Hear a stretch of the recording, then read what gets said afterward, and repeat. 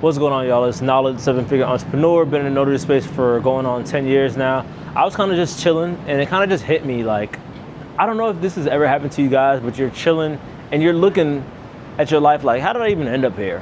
And it kind of just hit me too. Like, I was just about to go to the room and just chill a little bit more, and then I'm like, man, I made millions off of stamping papers.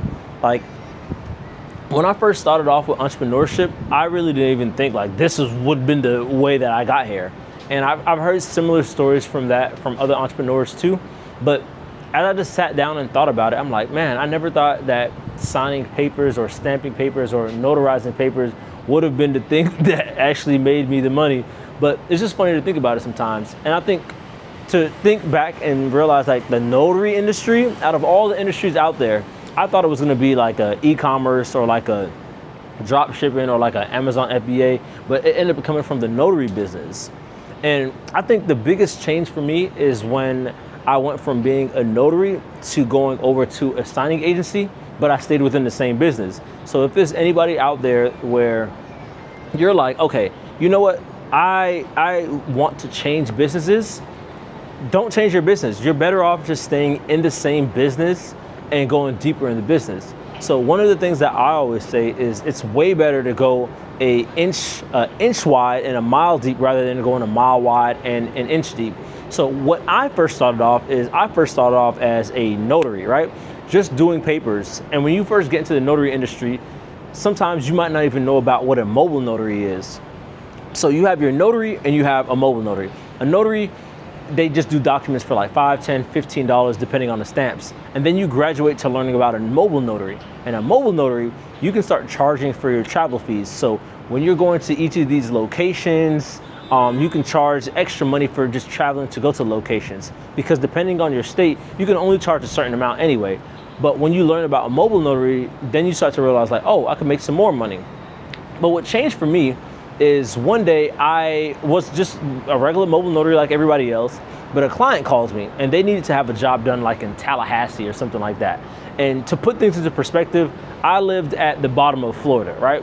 And then somebody needed a notary job done at the top of Florida. And for me, I was just like, I can't do this job. But because I wasn't making any real money at that time, I wanted to find a way to still get this job done. So I ended up calling one of my friends, one of these notaries that I just teamed up with, that lived in more North Florida than where I was in. And I said like, hey, I had this client, I want to charge them, but I'm not able to do this job. Can we split it? And at that point, they were like, yeah, we can do that. So I ended up charging that client $100 for rough numbers. I don't remember the exact amount, but for simple math, let's just call it $100. Charge that client $100. And then from there, I went ahead and told the notary I'll give him $50 and I'll keep the other 50. He was cool with that. And then I said, okay, after this job, just go ahead and give me a call back and let me know that the job went well. So in the meantime, I was really just chilling. Like, I wasn't really doing anything because I called the notary, let them know the job. I gave him the details, sent him out an email so he has all the appointment details. So at that point, I was just chilling. I was just like, okay, let me just wait here until this job gets completed. So then he ended up calling me back, like, let's say like an hour or two later, whatever it was. Called me back, and mind you, in this meantime, I wasn't doing anything. I was really just chilling, waiting for a call back. Called me back and said, hey, everything went well with the client. It was perfect, no problems whatsoever. And then I was like, okay, cool. I was like, just give me a moment to call the client so I can just double check. Called the client, loved him. He was like, oh yeah, he did a great job. Oh, thank you for doing this service for me. I want to work with you guys again. So I knew that the job went good. And this is how I double checked. So after that, I ended up calling the guy back, the friend that worked in Tallahassee, and said, oh, perfect. I'll send you out $50 to do the job.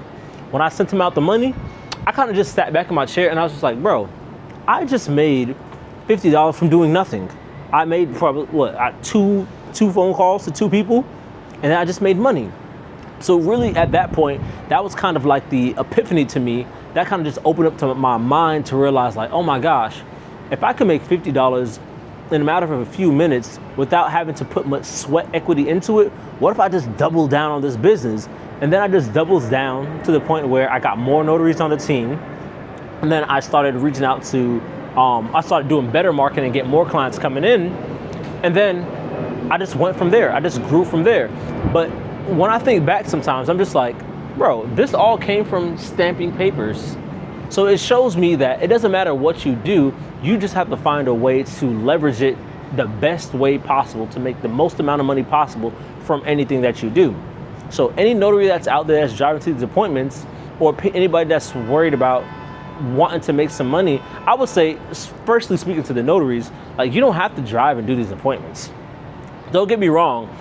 When you first got into the notary industry, you might not have known that you could make a full-time living from it. And then you probably graduated to getting to the point where you learned that you could make a full-time living from it. But from that point, you don't have to drive and do these $50 signings or these $75 signings, because it doesn't make sense. What I tell people when they say like, hey, is the notary industry saturated? What I tell them is like, look, if you want to become a notary, it's very easy to become a notary. It's not like rocket science. It's not like you're trying to go to the med school. You're getting commissioned. So becoming that is not hard. It gets a little bit harder when you're trying to find clients on your own. So I would say that is a little bit harder because more people are getting into the industry. So it makes more sense at that point, at least to me, to position yourself to where you're making sure that you can capitalize off of any oversaturation that might come. But even though it's harder to get clients, there's still tons of clients out there. There's billions of documents getting notarized yearly. So there's always money out there. And I don't even like using the word saturated because it's just kind of like a cop-out that people use when they can't get business or they can't get money coming into their business. So just take that word and throw it to the side anyways.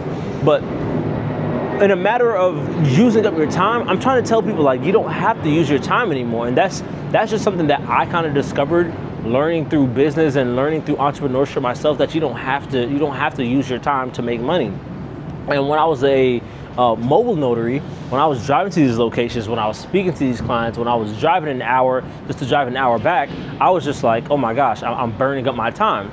But once I did that first job and it opened up my mind to where like, oh, I can make a little bit less, but I have way more hours in my day, at that point, it didn't make any sense to keep doing these jobs anymore. Why would you? Why would you keep doing that if you can make money, damn near the same amount of money, without having to drive to these locations? So like for me, when I sit back now and I'm like, man, I made millions off of signing papers, it blows my mind sometimes. It's like, it's unbelievable to me because I'm like, I didn't expect it to be this way. So don't keep jumping around from business to business to business. Just learn how to be a proper business owner or how to be a real business owner. So what I mean by that is there's a book by Robert Kiyosaki and it's called The Cash Flow Quadrant. In the cash flow quadrant, there's 4 different quadrants. And if you don't know who Robert Kiyosaki is, he's the author of Rich Dad Poor Dad. He's an investor, he's a coach, entrepreneur, consultant, all around great guy. But he has a book called Cash Flow Quadrant. And in the cash flow quadrant, there's 4 different quadrants.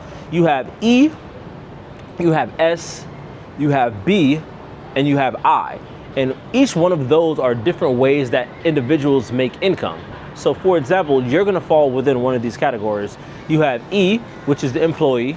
You have the S, which is self-employed. You have B, which is the business owner. And you have I, which is the investor. Each one of these make money differently.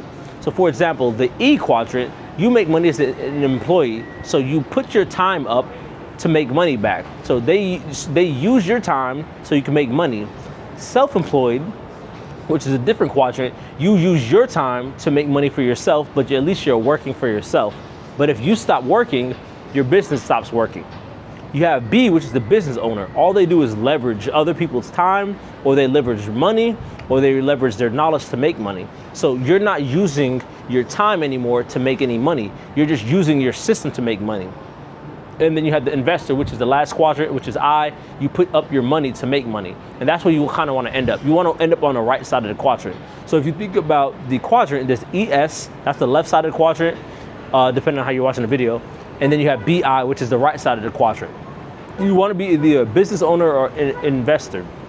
So the thing is, many people that are notaries think that they're a business owner, but they're not. You're just self-employed, because once you stop working, the business stops working. And then business owner, once the business owner stops working, the business keeps running because they own a system. The difference between a self-employed person, which is S, and a business owner, which is the B, is the self-employed person, they are the system. right? They are the system. So when you stop working, the business starts working. But when you're a business owner, you own the system. Big difference. So no matter what happens, your business is consistently running, and this is where you want to end up. And when I shifted from being just a mobile notary or just a notary to moving over to the agency level, then I started to realize, like, oh, now I'm a business owner. Now I can sit out here while everybody's at work and just talk to you guys and just share my experiences on what I'm going through. You know what I'm saying? That frees your time up to do other things. You can retire people in your family. You can travel the world. You have your time freedom, your location freedom, and the financial freedom that you're actually looking for. And many of you think that you're going to get that just from being a mobile notary, which a few might try to make it out that and might do it, but it's much more plausible and much more realistic when you actually build a real business. But like I said, I was just chilling, and then I just thought about, like, man, I did all this from signing papers, from stamping on papers, and who would have known that this would have been a business to bring in millions? Like, I wasn't expecting that in the beginning. So I'm just sharing my experiences with you, and that kind of like pivot that changed everything to work in my favor a little bit better, and just sharing that with you. But anyways, if you're interested in being a notary agency and you want to learn how to start up a signing service, whether you're already a notary or you're a brand new notary or you're just somebody that's interested in the business altogether, click the link in the bio. Me or a member from my team will walk you through the coaching program, show you how everything works so that you can scale up your business, and we'll see any inefficiencies that you have in your current business. Click that link. We'll love to talk to you. Make sure to like, comment, subscribe, hit that bell notification. See you in the next video. Peace.